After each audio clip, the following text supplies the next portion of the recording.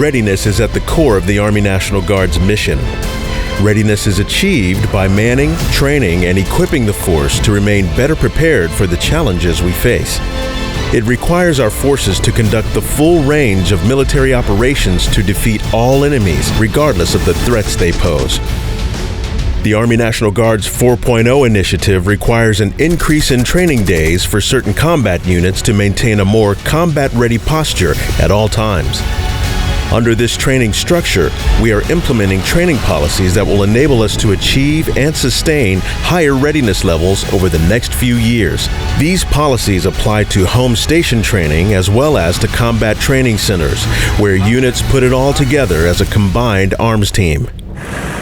The Army National Guard CTC program involves Army National Guard units conducting force-on-force training at the CTCs as Blue Force versus opposing force units, simulating a peer or near-peer threat training environment. The Army National Guard combat arms units that conduct training rotations will benefit from the high op-tempo and will receive excellent force-on-force training during these rotations.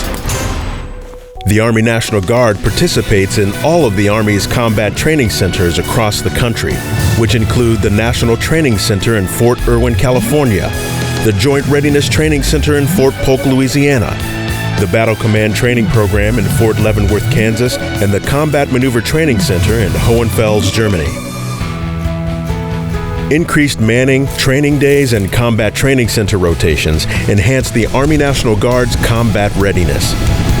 These increases are targeted toward brigade combat teams to address readiness levels based on operational demand.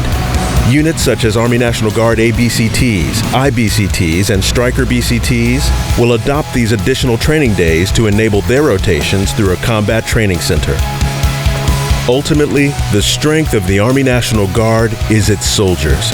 We rely on our soldiers' continued commitment to help keep us on a path towards sustained readiness. Together, through our combined efforts, we fulfill the Army National Guard's promise to be always ready, always there.